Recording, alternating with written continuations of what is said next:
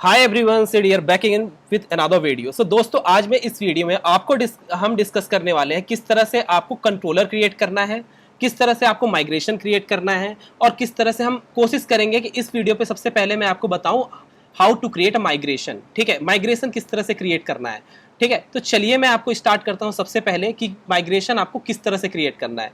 तो मैंने already last video पे डिस्कस किया कि किस तरह से डेटाबेस की कॉन्फ़िगरेशन आपको करनी है, किस तरह से इंस्टॉलेशन प्रोसेस हमने अभी लास्ट वीडियो पे कवर किया है। इफ़ आपको आइडिया नहीं है तो आप मेरे लास्ट वीडियो को देख सकते हैं जो हमने लास्ट कवर किया है। ठीक है, सबसे पहले मैंने ये VS Code ओपन किया हुआ है, मैंने .env फाइल आपके सामने ओपन कर रखी है, इसमें डेटाबेस का कॉन्फ़िगरेशन हो रखा है। ठीक है, सो सबसे पहले मैं अपने टर्मिनल को क्लियर करता हूँ। क्लियर करने के बाद में क्या करते हैं, सबसे पहले हम माइग्रेशन पे जा रहे हैं डिस्कस करने। तो माइग्रेशन आप किस तरह से क्रिएट करेंगे। ठीक है, सो हमारे पास में लैरावेल में आर्टिशन कमांड होती है। सबसे पहले मैं यहाँ पे टाइप करता हूँ PHP artisan make migration. Make migration जब यहाँ पे लिखेंगे तो आपको सबसे पहले लिखना है स्पेस दे के क्रिएट। ठीक है, सो यहाँ पे मैंने लिखा क्रिएट। क्रिएट देने के बाद में आपको स्पेस देना होगा। स्पेस देने के बाद में अंडर स्कोर, फिर यहाँ पे आपको लिखना है जो भी आपको टेबल क्रिएट करनी है। सपोज मैं लिखता हूँ यहाँ पे ब्लॉक्स।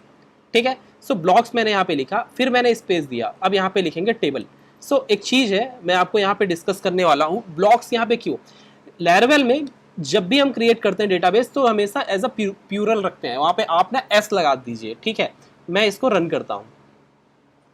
जैसे ही मैं इसको रन करूंगा तो आप देखेंगे माइग्रेशन, जैसे हम इसको हिट करेंगे एक माइग्रेशन की फाइल डेटाबेस के अंदर, माइग्रेशंस के अंदर एक फाइल ऐड हो जाती है।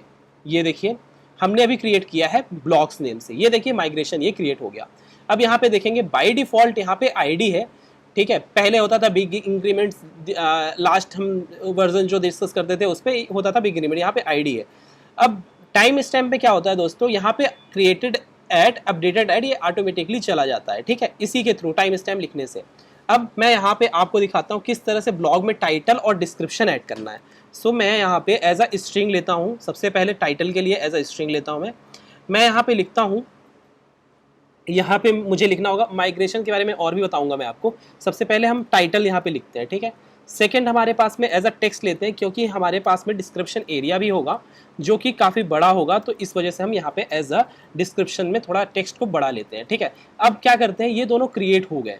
अब इन दोनों के बाद जब क्रिएट हो जाएगा तो हम एक कमांड रन करते हैं PHP आर्टिसन माइग्रेट। ठीक है, ये देखिए जैसे ही माइग्रेशन क्रिएट होता है सक्सेसफुली, हम जाते हैं फिर से अपने डेटाबेस में, हम फिर से उसको रिफ्रेश करते हैं। अब ये देखिए टेबल्स में ब्लॉक्स नेम से क्रिएट हो गई है। ठीक है, अब देखिए इसमें टाइटल है, डिस्क्रिप्शन है, क्रिएटेड है, अपडेटेड है, ये सारी चीज़ें ऑटोमेटिकली आ गई हमारे माइग्रेट करने से। तो ये हो गया माइग्रेशन। अब माइग्रेशन में और क्या चीज़ें आप रख सकते हैं, तो इसके लिए आप डॉक्यूमेंटेशंस में लैरावेल की ऑफिशियल वेबसाइट से भी जाके चेक कर सकते हैं। ठीक है, मैं यहाँ पे लिखता हूँ माइग्रेशन। सो बेसिकली मैंने आपको ओवरव्यू दिया है, बहुत ज़्यादा आपको ब्रीफ करना है, इसका ब्रीफ में जाना है तो आप यहाँ पे माइग्रेशंस की इसमें जाके चेक कर सकते हैं। ठीक है, सो दोस्तों यहाँ पे ना माइग्रेशन में एक माइग्रेशन सीक्वेंसिंग है, इसके बारे में थोड़ा बता दूँ मैं आपको। इसमें क्या होता है, जब हम एक किसी बड़े प्रोजेक्ट में काम करते हैं, हमारे पास 300 या 400 या 500 समथिंग टेबल्स जब होती हैं, सो क्या होता है कि जब आप कमांड को रन करते हैं तो कभी कभी टाइम आउट हो जाता है, कभी कोई प्रॉब्लम हो जाती है, कभी कोई प्रॉब्लम हो जाती है। लैरावेल 8 में एक नया फीचर है माइग्रेशन सीक्वेंसिंग। इससे क्या होता है कि जब आप माइग्रेट करते हैं तो उसी टाइम में एक टेबल में हमारी जो है वो वैल्यू को भेज देता है, वो चेक करता है बेसिकली कि जो ऑलरेडी एग्जिस्ट हैं, तो पहले उनको नहीं रन करेगा, वो पहले उनको रन करेगा जो नहीं है। तो इससे एक बेनिफिट होता है कि जो टाइम आउट वगैरह की जो प्रॉब्लम थी, अब इसमें उन्होंने सॉल्व करने की कोशिश की है। ठीक है, सो यहाँ से ये चीज़ें कवर हो गई हैं। अब जैसे मैंने आपसे बताया कि यहाँ पे हम स्ट्रिंग रखा, हमने एज अ टेक्स्ट रखा और हमने माइग्रेट कर दिया, ये माइग्रेट हो गया, तो माइग्रेशन की प्रोसेस यहाँ से हो गई। अब जैसे अब इसमें फील्ड होती है, जैसे अभी हमने डिस्कस किया एज अ स्ट्रिंग हमने यहाँ पे लिया, आप जाके स्ट्रिंग कर सकते हैं।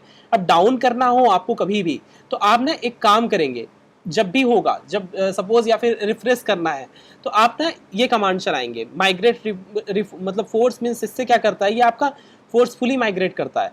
आपको रोल बैक करना है, सपोज हमने कुछ क्रिएट किया, अब माइग्रेट को रोल बैक करना है, तो एक कमांड होती है, आप इसे रन कीजिए PHP आर्टिशन माइग्रेट, यहाँ पे लिखिए आप रोल बैक। ठीक, हम हिट करते हैं।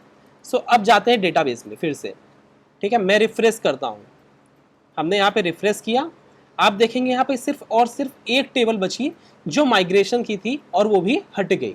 तो यहाँ से आप रोल बैक कर सकते हैं, कभी कभी कुछ इशू होता है तो इस तरह से आप रोल बैक कर सकते हैं, ठीक है। आपको कुछ चेंजेस करने, आप जाइए फिर से टेबल पे, फिर यहाँ से आप चेंज कीजिए, फिर PHP आर्टिसन माइग्रेट की कमांड चला दीजिए, ठीक है। अब फिर जाते हैं और रिफ्रेश करते हैं, तो आप देखेंगे माइग्रेशन के बाद, चलाने के बाद ये पूरा सब कुछ आ गया फिर से। ये देखिए ब्लॉग आ गया, ये सारी जो टेबल्स थी यूज़र आ गई, ये बाई डिफ़ॉल्ट होती है, ये सारी आ गई, ठीक है। तो रोल बैक का यूज़ करके आप इस तरह से यूज़ कर सकते हैं, ठीक है। अब आपको ये कमांड चलानी है, ये भी आपके सिस्टम को रोल बैक कर देती है, ठीक है। जब भी आप इसे चाहें तो इसे भी रिसेट की कमांड चला के आप रोल बैक कर सकते हैं, ठीक है।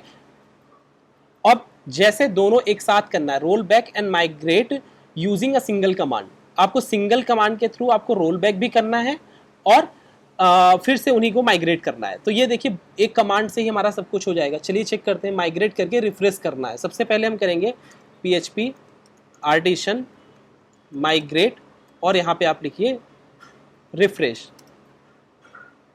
आप ये देखिए सब कुछ माइग्रेट हो गया, रिफ्रेश हो गया ऑटोमेटिकली। पहले वो हटती है फिर डिलीट हो जाती है। चलिए चेक करते हैं, ये देखिए। तो रिफ्रेश कमांड चलाने से ये बेनिफिट है, आपको 2 बार कमांड चलाने की ज़रूरत नहीं है। रिफ्रेश किया हमने, वो पहले हटाएगा फिर उसके बाद डिलीट कर देगा।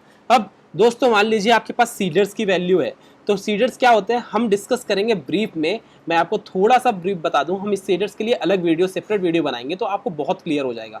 सो बेसिकली सीडर्स यहाँ पे क्या होते हैं, सपोज आपके पास में डमी डेटा आपको डेटाबेस में इंसर्ट करना है तो आप सीडर्स यूज़ कीजिए। उससे क्या होता है कि जैसे आपने क्या किया कि डेटाबेस डमी डेटा आपने बनाया, तो डमी डेटा कभी कभी चाहिए होता है, जैसे user name, email ID, password and blog something, आपको कुछ यूज़र डायनेमिक किसी को दिखाना है तो आप सीडर्स बना लीजिए, हिट मारिए, ऑटोमेटिकली आपके डमी डेटा जो होता है बेसिकली वो इंसर्ट हो जाएगा। सो इस तरह से आप कर सकते हैं, ठीक है। अब यहाँ पे है drop all table and migrate, आपको सारी टेबल करनी है तो यहाँ से इस तरह से आप कर सकते हैं, ठीक है। अब स्कीमा बनाया हमने लास्ट टाइम अभी, ठीक है। अब इस तरह से आप काफ़ी कुछ यहाँ से देख के कर सकते हैं, आपको जिस तरह से भी क्रिएट करना है, जो XYZ और भी नई चीज़ें हैं। जैसे यहाँ पे देखिए, यहाँ पे मैं बेसिकली यही दिखाना चाह रहा था आपको। यहाँ पे जो कमांड है ये देखिए, ये जो है बेसिकली कि ये जो हमारा लास्ट टाइम होता था बिग इंक्रीमेंट, उसका काम करती है। अब यहाँ पे हम शॉर्ट फॉर्म में ID दे सकते हैं, ठीक है। यहाँ पे आपको फॉरेन की वगैरह किसी की बनानी है तो आप इस तरह से बना सकते हैं, फॉरेन की वगैरह असाइन कर सकते हैं यूज़र ID वगैरह किसी टेबल्स के थ्रू, ठीक है। यहाँ पे बिग इंक्रीमेंट जो होता था ये ऑटोमेटिकली जो है बिग इंक्रीमेंट्स यहाँ पे हम पुट कर सकते हैं, ये एज अ प्राइमरी की और बिग इंटीजर बनाती है, तब इसका भी यूज़ कर सकते हैं, ठीक है। यहाँ पे देखिए बुलियन हो गया, कैर हो गया, डेट हो गया, डेट टाइम हो गया, टाइम जोड़, डेसिमल। तो आपको जिस ई नंबर है यहाँ पे, तो या फिर इन नंबर में बाई डिफ़ॉल्ट आपको इसमें या ये इनमें से देना है, ठीक है, तो आप ये भी पुट कर सकते हैं, ठीक है। फ्लोट ऑप्शंस देना है आपको, ये पुट कर सकते हैं। सो यहाँ पे आप देखेंगे इंटीजर है, IP एड्रेस है, तो यहाँ से विजिटर्स की जो IP एड्रेस होगी वो आप यहाँ से कर सकते हैं, ठीक है। जेसन फॉर्मेट में कुछ रखना है डेटा, ये रख सकते हैं। तो मैक एड्रेस निकालना है, आप ये रख सकते हैं। सो यहाँ पे बहुत सारी ऑलरेडी बाय डिफ़ॉल्ट चीज़ें दी हुई हैं, ठीक है। आप इसको थोड़ा ब्रीफ में जाना चाहते हैं, ज़रूर इसको पढ़िए, काफ़ी कुछ यहाँ पे पढ़ने के लिए है। तो आप इसके ऑफिशियल जो वेबसाइट है लैरावेल की, आप इसको मैंने आपको ओवरव्यू में थोड़ा समझाने के लिए बताया। आपको ब्रीफ में जाना है तो प्लीज़ आप इसको फॉलो कीजिए, ठीक है।